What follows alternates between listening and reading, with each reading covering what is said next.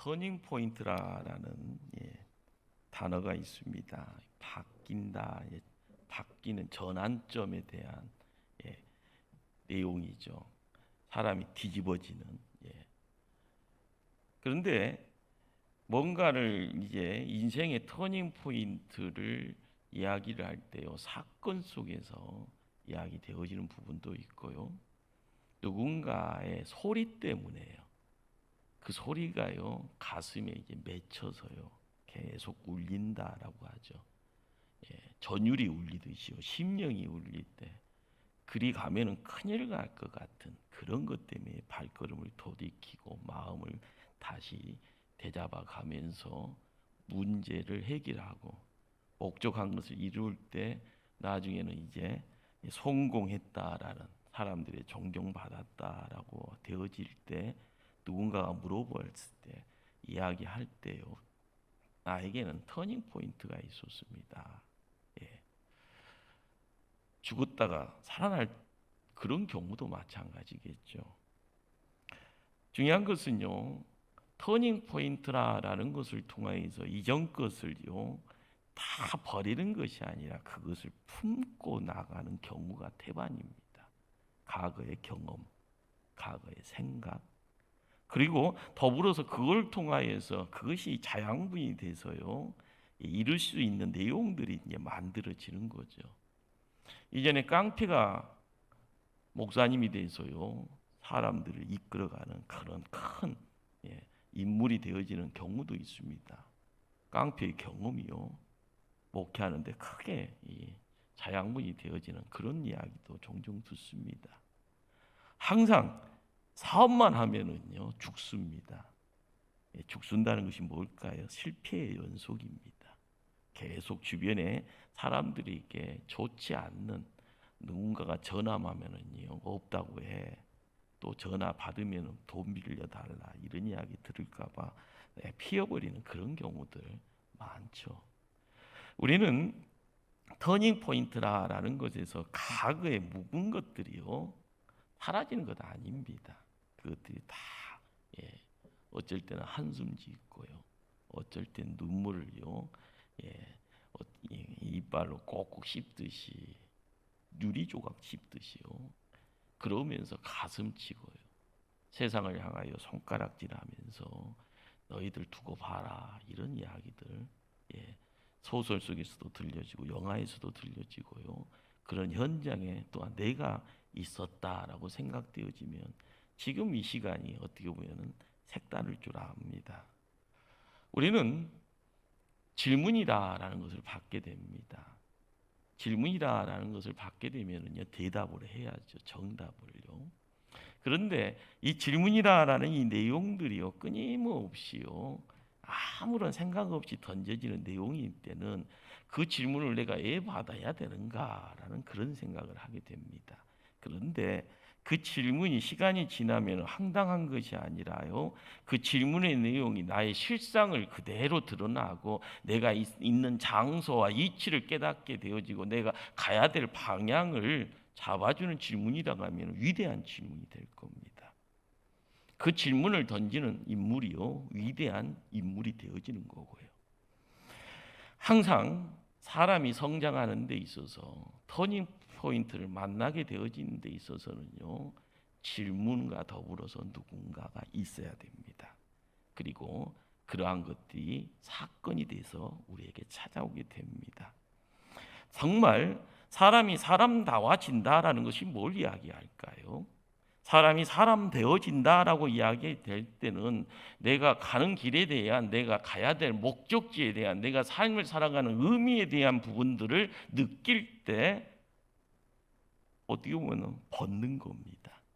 이전 것을 벗고 새 옷을 입고, 이전 것을 내려놓고 새 옷을, 새로운 것을요 드러내는 그러한 모습들.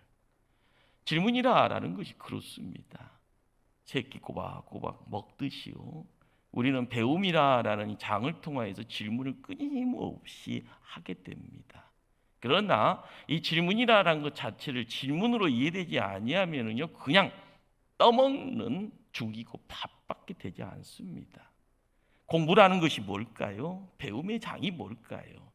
끊임없이 뭔가를 알아가는 가운데 거기에서 몰랐던 것을 알게 되어지는 것이고요. 내가 알고 있었던 것이 잘못됐다라는 것을 깨달으면 새로운 곳으로, 바른 곳으로 찾아가는 것. 그것이 공부죠. 그것이 배움이고요. 그래서 낮은 곳에서 높은 곳으로 올라가고 비약한 것에서 채워지는 내용이 찾아 들어오는 것이고요. 잘못되어 있던 것이 온전한 것으로 바꿔지는 것이 배움이라는 내용이고 공부라는 내용입니다. 그런데 요즘 학교 교육이라는 것이 무조건 예우라고 합니다. 질문을 하면은요, 왜 질문하냐고 그냥 예우라 갖고요. 정답에 대한 부분만 이해되어지고 정답만 빨리 쓰면 된다는 거죠. 그래야만이 속을 갈 수 있다라고요. 그걸 포기해버리면은요, 깡통 돼버리고요. 학교에서는 잠만, 집도 아닌데 학교에서 잠만 자는 거고, 집에서는 열심히 온라이트 하면서요, 게임하고 있는, 뒤집어지는 세상 살아가는 겁니다. 우리는 믿음 생활을 하면서도 마찬가지입니다. 교회에 와서요, 질문해야 됩니다. 질문 받아야 됩니다. 내가 왜 세상 살아가는가? 질문 없이요, 교회에서 와서는 무조건 학교 교육처럼요, 아닌 것은 아닌 것, 그것만 알고 있으면 된다라고 이야기하면은요, 여러분 사람입니까? 로봇입니까? 하나님이 만드신 창조물 중에서 최고의 창조물의 가치를 갖고 있는 우리가요, 하나님 앞에 뭔가를 내어놓을 수 없다 하면은요, 문제가 잘못됐다라는 것을요, 또 질문할 수 없다 하면은요, 질문이다라는 것이요, 어떨 때는 마치 땅에 심겨진 씨앗에 물을 붓는 것과 같은 겁니다. 물이 섞여져 있어야만이요, 물을 받아야만이 땅을 뚫고 나와서요, 새 생명의 싹이 움트어지는 것이고요, 솟아오르는 가운데 줄기를 드러내고 잎을 드러내고 열매를 맺는 겁니다. 여러분들 공상품이란 것이 뭔가 아시죠? 찍어내는 겁니다. 요즘은 이제 컴퓨터 시스템이 되어지니까 사람 손도 별로 필요 없이 이제 딱 프로그램만 하고 이제 딱 누르기만 하면은 재료 집어 넣기만 하면은요, 뚝딱뚝딱뚝딱뚝딱 다 나오는 겁니다. 점점 세상이 좋아진다고 하는데요, 사람 사는 맛이 없는 세상으로 바뀌어지는 겁니다. 그러니까 세상이 지금 뒤집어지는 것이고 자연이 분노를 하는 것이고요, 하나님이 만드신 자연 세계에서 이루어야 될 내용들을 점점 놓쳐버리니까 깨닫지 못하는 가운데 점점 우리는요, 타락이라는 내용보다는 멸망에 가까이 가고 있는 겁니다. 나는 그대로 있는 것 같은데, 나는 이 좋은 세상 살고 있는 것 같은데 질문 안 합니다. 그냥 보여지는 것대로 그냥 느끼라고 이야기하니까요, 손에 있는 것 즐기라고 이야기하니까요, 하나님의 소리가 같아요. 사탄의 속삭임의 내용들이 많습니다. 문명이라는 이름 하에요, 문화라는 이름 하에서요, 그냥 즐기라고 이야기합니다. 그냥 느끼라고 이야기합니다. 그리고 누리라고 이야기합니다. 그런데 우리가 알아가야 될 내용이 뭘까요? 교회 와서는요, 우리는 공상품 아닙니다. 믿지 않는 이들과는요, 구별되어 있는 사람이고요, 이 예배장에서요, 우리는 실상을 알게 되지요. 무릎 꿇고 기도하면 내가 얼마나 무지하고 무능한지를 깨닫게 됩니다. 꼭 폐차장에 쓸려져가는 쓰레기 취급받는. 그런데 기도하면은요, 느끼지만은 그 기도하는 가운데 느껴지는 내용은요, 은혜입니다. 은혜.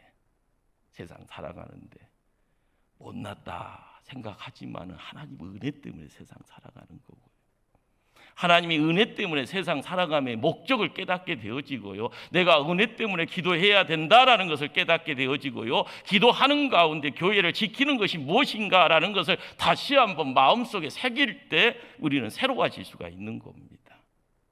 우리는 공장에서 찍어내는 공사품 돼서는 안 됩니다. 하나님 앞에서 내 자신을 온전히 맡길 때, 하나님 앞에 나는 왜 이래요? 라고 이야기 되어질 때 우리는 하나님 앞에 나오면 항상 무언가를 묻고 있습니다. 좋은 일이 있을 때는 자랑하고요, 반면에 안 좋은 일, 불행한 일이 있을 때는 푸념하고 마구 따지는 모습이 태반입니다. 그러나 막상 하나님 앞에 있으면 우리는 발가 벗겨지는 모습이 됩니다. 내가 지지 못난 죄인이다라는 거예요. 세상에 나가서는 자랑거리 많은 것처럼 보여지지만 하나님 앞에 서게 되어지면 자꾸 벗겨지는 모습. 우리는 한편으로 보면은요 어둠이 있고 다른 편으로 보면은 밝은 빛의 모습을 소유하고 있습니다. 그런데 하나님 앞에 세움받지 못하게 되면 우리의 삶은요 밝은 세상에 있는 것처럼 보이지만 우리는 어둠 속에 침잠이 이루어지는 겁니다. 어둠 속에 묻혀지는 존재 되어질 겁니다.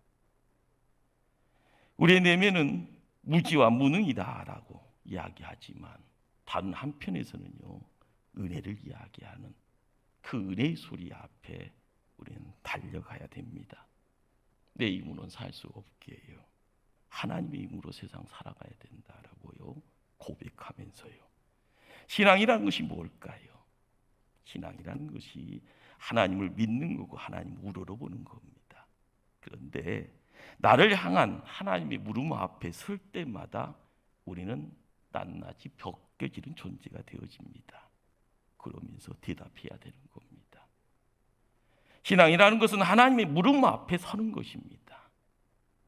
그렇기 때문에 신앙을 가졌다 하면서도요 하나님의 물음을 예민하고 하나님의 물음 앞에 서기를 주저한다 하면은 우리는 점점 참보다는 거짓 앞으로 발걸음을 옮기는 자가 됩니다.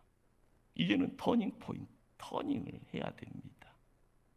거짓으로 달려가고 있었던 발걸음을요 뒤돌아가서 참의 자리로 옮겨갈 수 있도록요. 하나님을 믿는 자가요 빛의 자녀에게 내 안에 빛을 드러내야죠. 내 안에는 어둠 속에 갇혀져서요 빛의 내용을 소멸해서는 안 되는 겁니다. 요한복음 읽다 보면은요 예수님의 첫 번째 말씀이 물음으로 시작됩니다. 하나님의 물음이죠. 그런데 그 물음은요 예수님 제자에게 던지는 내용이 아니라요 세례 요한의 제자들을 향하고 있습니다. 자, 1장 38절 말씀을 찾아가십니다. 제가 읽습니다. 예수께서 돌이켜 그 따르는 것을 보시고 물어 이르시되 무엇을 구하느냐?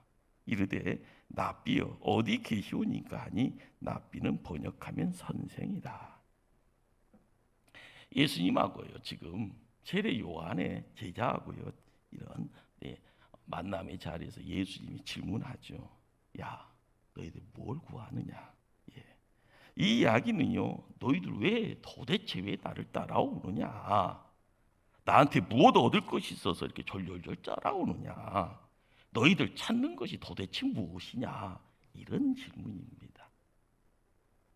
그런데 이 질문은요 이 시대를 살아가는 우리에게도요 동일한 질문의 내용이 되어지는 거죠.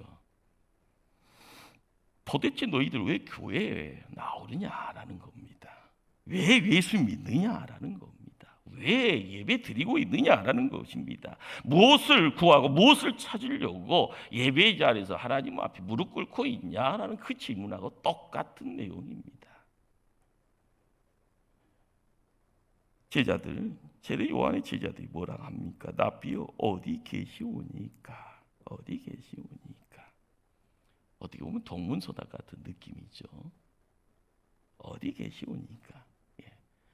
우리는 이렇게 뒤쫓아오는 세례 요한의 제자들이 동문서답이다라는 이 질문 자체에 대해서요 그렇게 깊게 고민할 필요는 없을 겁니다. 자, 그런데 이들이 왜 예수님의 뒤를 쫓아왔을까라는 것에 제자들, 세례 요한의 제자들 그리고 세례 요한은 무슨 생각을 가지고 있었을까라는 것에 대해서 한번 생각을 해봐야 됩니다.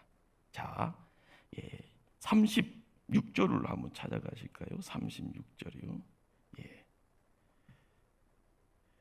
합독하십니다. 예수께서 거느심을 보고 말하되 보라 하나님의 어린 양이로다. 우리는요 이 뜬금없는 이야기 앞에서 또 한 발짝 펑 뜹니다. 제자들 세례 요한의 제자들이 동문서답의 내용 속에서요 지금 예. 35절에서는요, 이튿날 요한이라는 자가요, 세례 요한이 자기 제자들 중 두 사람과 함께 섰다가 예수 건이는 걷고 있는 것을 보고 나서 보라 하나님의 어린 양이라라고 이야기를 하고 있습니다. 자, 여기에 더 앞서서 29절을 찾아갑니다. 29절이요. 이튿날 요한이 예수께서 자기에게 나오심을 보고 이르되 보라 세상죄를 지고 가는 하나님의 어린 양이로다. 어린 양이다. 하나님의 어린 양이다. 그런데 29절에는요, 세상죄를 지고 가는 하나님의 어린 양이다. 이렇게 세례 요한이 입술로 고백하고 있죠.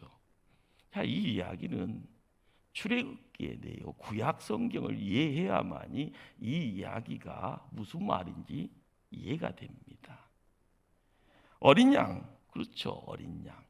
6월절 어린 양은요, 애굽 살다가 모세와 함께 애굽 땅 벗어나면서 마지막 가문의 10번째 재앙 가운데 그 10번째 재앙을 열고 가는 열쇠가 어린 양이었습니다. 어린 양의 피. 각 집안의 문설주와 인방에다가 어린 양의 피를 양을 죽이고 피를요 묻혔을 때 죽음이 그 집을 건너가더라. 유월하더라. 그래서 유월절 어린 양이라 이야기합니다. 생명, 죽음과 생명의 자리에서 죽음의 자리에서 생명으로 넘어가는 거기에 뭐가 있었는가? 뭐가 필요한가? 어린 양의 피가 필요한 거죠. 자, 이 어린 양의 피라는 것은 재용서, 제사함에 대한 내용입니다. 그런데 우리가 어린 양을 비유되어지는 그 자리에서요, 예수님이 세상 죄를 지고 가는 어린 양이라고 하면서요, 우리는 그 질문 앞에 세움받게 된 거죠. 우리가 십자가를 바라보고요, 교회에 모여서 예배드리는 이 자리가요, 엄청난 질문, 퀘스천 앞에 앉아 있는 겁니다. 믿을래, 안 믿을래? 이 세상이요, 문화 속에, 문명 속에, 과학 속에서요 뒤집어집니다. 우주선이요 달나라 갔다가 화성 갔다가 지금은요 제 태양계를 넘어 밖으로 나가려고 하는 그런 모습이죠. 이 현대에서 살면서요 우리에게요 믿을래 안 믿을래 하고 묻고 있는 겁니다.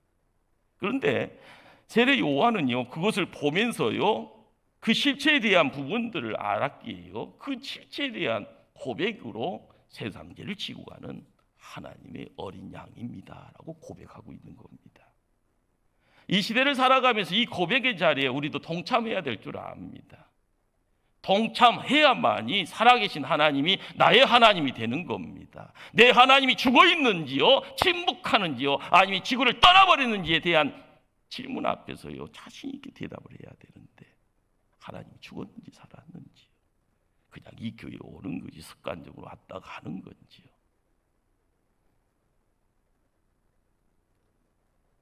예수라는 한 인물을 그 인물이 세상 죄를 지고 가는 어린 양이더라. 하나님의 어린 양이더라. 이것을 알아가는 데 있어서요. 그 질문을 받았을 때 무수한 이들이 생각했을 겁니다. 저분이 정말 수백 년 동안 우리가 기다렸던 메시아인가? 그리스도인가? 정말 우리의 죄를 담당하실 분인가?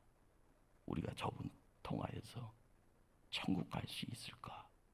많은 소용돌이치는 의문점에 함께 어울려졌을 겁니다. 그러나 우리가 알아가야 될 것이 뭘까요? 신앙이라는 것은요 믿는 거고요 우러러 보는 겁니다. 예수를 바라보는 것, 그분을 믿는 것, 그분과 함께 가는 것, 그것이 교회라는 믿음의 울타리고요. 이 울타리 속에서는요 남녀노소와 그리고 배운 자, 못 배운 자, 많이 가진 자, 못 가진 자의 그런 구별이 있지 않습니다. 함께 어울려지는. 그러기에 신앙은 어디서 생겨나고 어디서 출발합니까? 면목 3년을 해야 됩니까? 아니면 유단산 꼭대기에서요 소나무 뿌리 뽑고요 이 나무 저 나무 가면서요 돌을 들고요 힘써야 됩니까? 신앙이라는 것은요 사도 바울은 들음에서 시작된다고 이야기합니다. 예수를 먼저 믿은 사람, 예수를 먼저 사랑했던 사람, 예수님이 누구인지를 먼저 깨달았던 사람들, 그분들이요 하나님의 말씀에 묶여서요 세상을 살아가면서 그분 때문에 세상 뒤집어지고, 그분 때문에요 항상 눈물 흘리고, 그분 때문에 십자가의 사랑의 내용이 얼마나 고통스러운가를요 온몸으로 받아냈던 이들의 입술을 통하여서 함께 어울려졌습니다. 우리는 그분들이 이 교회를 세웠던 믿음의 선배라는 것을 우리는 알고 있습니다. 몇천 년 전에 예수 뒤를 쫓았던 제자들, 그들은요 사도라는 이름 속에서요 또 다른 별칭이 뭐였는가 하면 증인입니다. 증인이란 것이 뭡니까? 본 것이고요, 들은 것이고, 만진 것을 이야기하는 자가 증인입니다. 당신 뭘 보았어? 그렇죠. 예수님이 어떤 분이라는 것을 3년 동안요 많고 많은 것 봤는데요 눈 감으면 다 허상입니다. 그런데 시간 지나다 보니까 예수님의 목소리가 기억나고요, 예수님의 말씀에 준하여서 행동이 생각나고요, 그러면서요 십자가를 향하여서 발걸음 옮길 때, 십자가 치고 갔을 때 그들은 다 뿔뿔이 흩어집니다. 십자가에서 피를 흘리고요 있을 때 제자 한 사람만 거기를 지켰는가 봅니다. 그리고 3일 뒤에 무덤을 박차고 났을 때, 그 무덤을 찾아갔을 때 무덤이 빈 무덤이었던 것을 보게 됩니다. 그렇죠.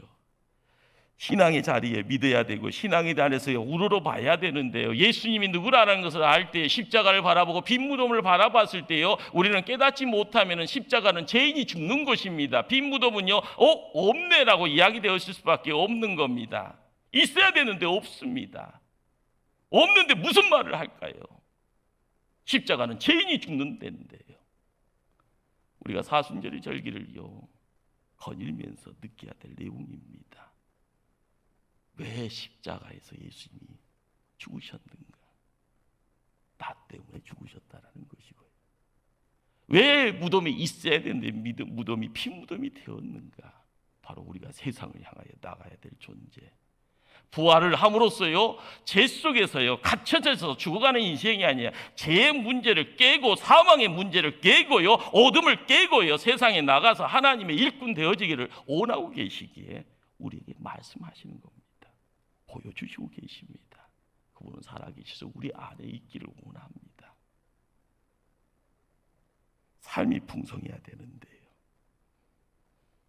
풍성한 삶을 얻을 수 있는 자격이 뭘까요? 바로 애타게 구하는 마음, 찾는 마음일 겁니다. 예수님 말씀을요 듣기를 사모하는 마음, 예수님 곁에 있기를요 열망하는 마음, 좋아하는 마음이 있으면요 자연적으로 행동이 따라갑니다. 좋아하는 사람이 생기면은요 이쁜 짓 한다고 그러잖아요. 우리가 묶여가야 될 인생인데 무장해제되어서요 건들면 쓰러지고요, 누군가 겁주면은요 덜덜덜 떨고 있고요, 있어야 될 것을 포기하고 딴 데 가서 움츠리고 있고요, 큰일 날 사람들이 됐습니다. 우리가 이 시대를 살아가면서 신앙의 자리를 지킬 때 예수님 제자 소리 듣고 싶어 하는데 천국을 소유하고 있는 사람들이 돼야 되는데요, 그런 어떤 애타게 구하는 마음, 참는 마음이 없으니 우리는 어떻게 보면은 영양 결핍자가 되어서 건들면 쓰러지고요, 문제가 생기면 중환자실 가서 피 흘리고 있게 되는 것입니다. 예수님은 구하는 자에게 주시는 복에 대해서 뭐라고 말씀합니까? 마태복음 7장 7절입니다. 구하라 그리하면 주실 것이요, 찾으라 그리하면 찾아낼 것이요, 문을 두드리라 그리하면 너희에게 열릴 것이니라. 우리의 삶의 자리에요 구해야 얻을 수 있는 겁니다. 우리가 이 수요 예배의 자리, 이 기도의 자리에 나오는 것이 구하는 것에 대한 부분이죠. 천국은 침노하는 자의 것이라 이야기합니다. 우리가 얻어야 될 내용이요 4월 18일 날 임직에 대한 부분만 가지고 하는 것이 아니라 내 마음의 평안을 먼저 찾아야 될 거 아닙니까? 이 교회의 이전의 영광을 찾아야 될 거 아닙니까? 잃어버린 믿음의 성도들을 찾아야 될 거 아닙니까? 어두움 속에서 벌벌 떨고 있는 나의 가까운 믿음의 지인들을 찾아야 될 거 아닙니까? 찾음의 내용이요, 우리의 눈물이 우리의 땀이 돼야 될 줄 압니다. 회복돼야 될 것의 이전의 생각까지요, 다시 한번 그 생각의 내용, 믿음의 어떤 요소들이 무엇인지를 다시 한번요, 기억 속에서요 지워버렸던 것 다시 한번 되살려야 되는 것. 우리가 기도의 자리를 지킬 때 교회는 반석에 세워져 가고요, 반석에 세워져 가는 그 자리에 하나님의 일꾼들이 함께 어울려질 때 기쁨과 감사가 함께 어울릴 줄 압니다. 요한복음 1장을 읽다 보면은요, 왜 따라오느냐라는 예수님의 그 물음이에요. 세례 요한의 제자들이 예수님을 더 알고 싶어 했던 마음이 표현되어 있습니다. 그랬더니 예수님이요 뭐라고 말씀을 하시는가 봤더니 39절 말씀을 찾아갑니다. 39절이요. 예수께서 이르시되 와서 보라. 그러므로 그들이 가서 계신 데를 보고 그날 함께 거하니 때가 10시쯤 되었더라. 예. 여기서 이제 보면 와서 보라라는 예수님 이 목소리가 우리에게는 큰 기쁨이 됩니다. 킹 제임스 버전이라고요, 영어 성경, 아주 이제 고전 영어 성경이죠. 뭐 다른 영어 번역도 똑같이 되어져 있는데 영어로 이야기하면요 세 글자입니다. Come and see. 와서 그리고 보라. 예. 영어가 더 이렇게 느낌이 확 오죠. 달려와 그리고 함께 봐라. 예. 우리는 교회 생활을 하다 보면요 옛날 세상에서 했던 거 가지고 와서 교회에 믿음 생활하는 분들이 많습니다. 세상은 상해당하는 분들이 하도 많다 보니까 교회에 와서도 상해당할까 봐요. 분석합니다. 점검하고 또 점검하고 또 점검하고. 그런데 교회에서는요 손해 보는 것이 어떨 때는 은혜일 때 많죠.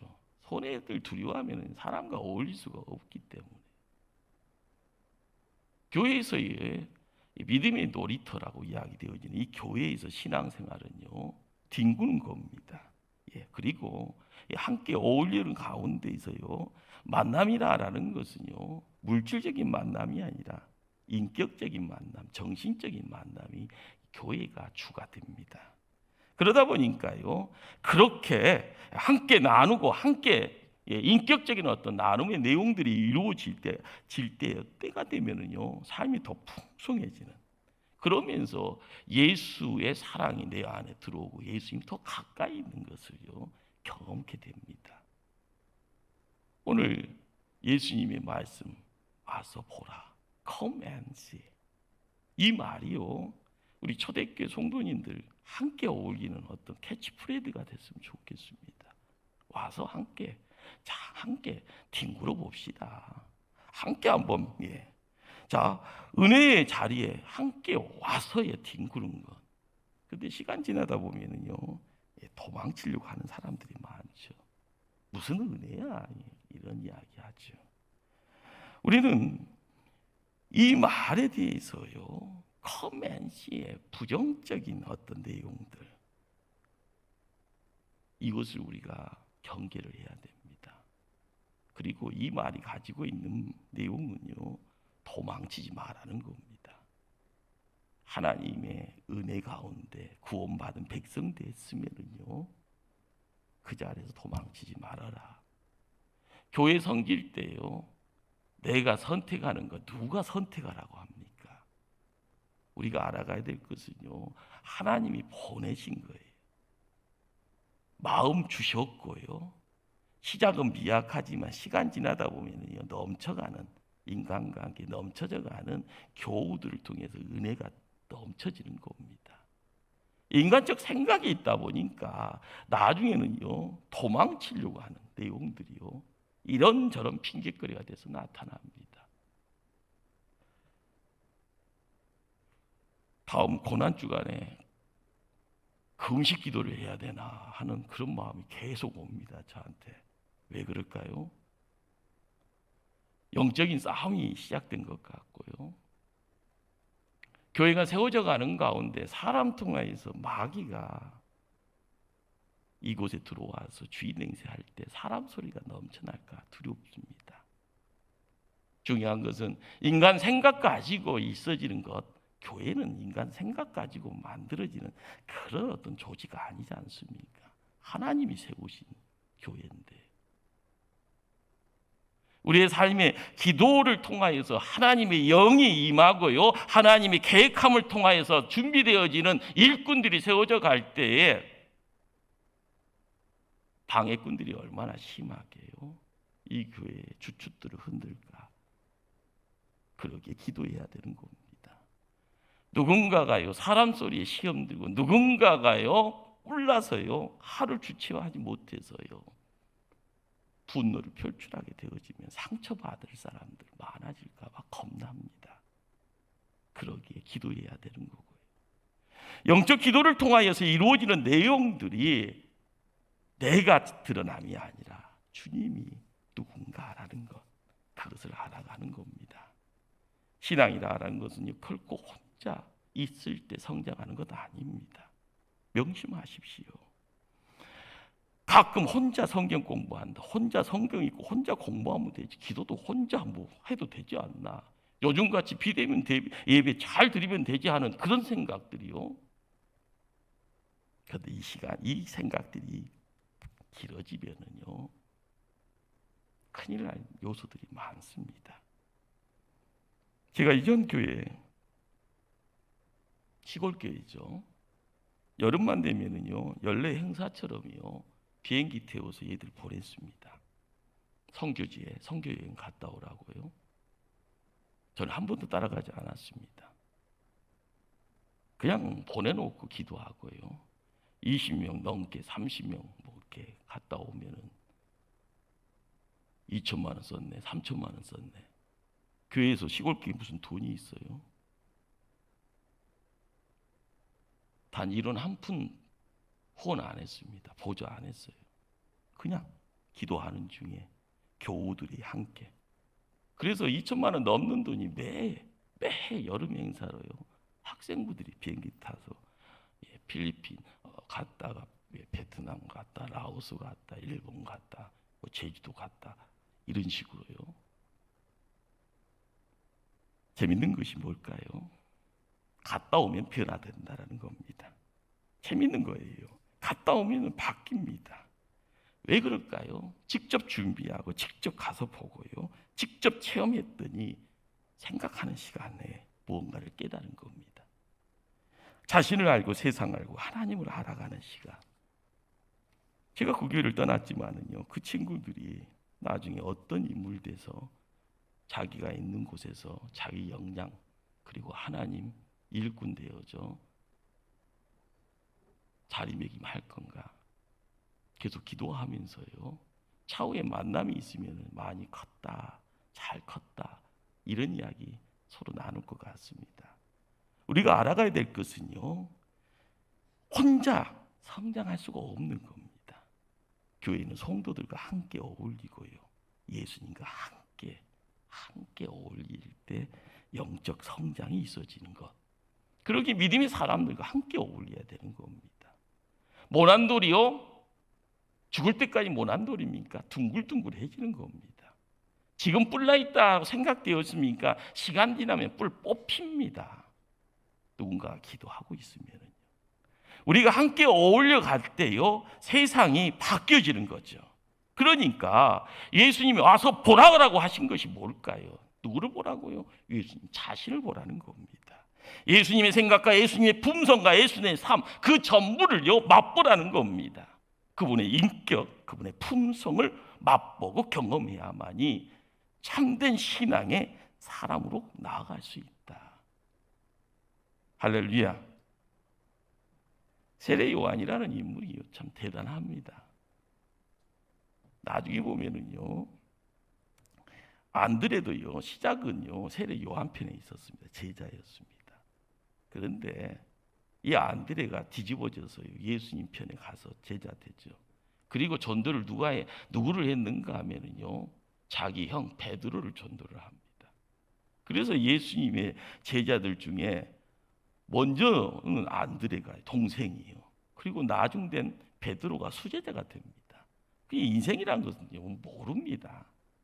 먼저 시작됐다고요. 끝까지 먼저 되는 것이 아니라 나중된 자가 먼저 되기도 하고요. 그러는 가운데 이루어지는 내용인데, 그런데 그 자리에 세례 요한이 입술로 고백하는 내용이요 있습니다. 그는 흥하여야겠고 나는 쇠하여야 되리라. 예수님은 흥해야 되고 자기는 쇠해야 될 망하는 그런 존재다라고 이야기를 하죠.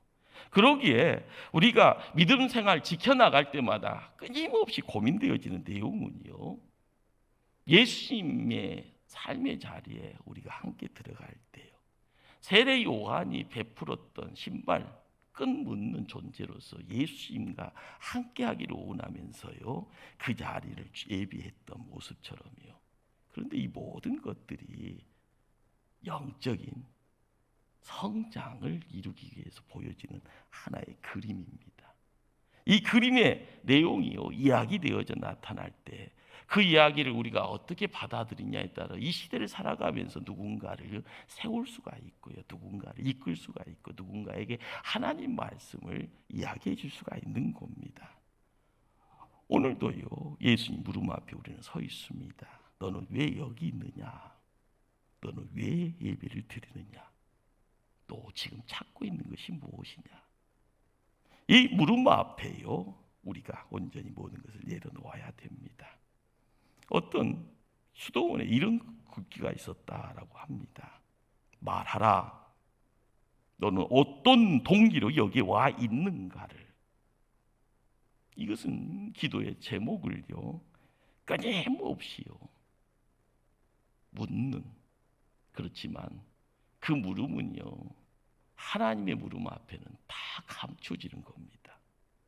그리고 하나님의 질문 앞에 내가 입술로 고백할 때 많고 많은 입술의 고백이요, 어느 순간 넋두리가 되어지고 하나 붙잡게 되어지는 그 내용이 하늘의 것이 되어지면 우리는 영원한 생명을 소유하는 자, 하나님의 일꾼 되어져 하늘 영광 드러내는 든든히 세움받는 하나님의 복된 자, 복 있는 자가 되어줄 줄 압니다.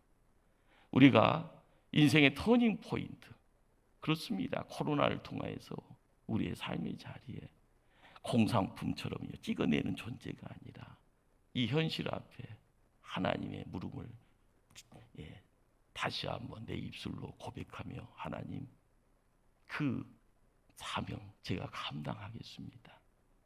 하나님 부름 앞에 내 자신의 모든 것을 맡기겠나이다 고백하는 가운데, 그 하나님이 나의 주님이요, 그분이 나의 생명이요, 진리요, 영원한 구원자임을 다시 한번 선포하며 믿음의 동력자들과 교회를 지켜가는 일꾼들 다 되어지기를 간절히 주님 이름으로 축원합니다. 기도하시겠습니다.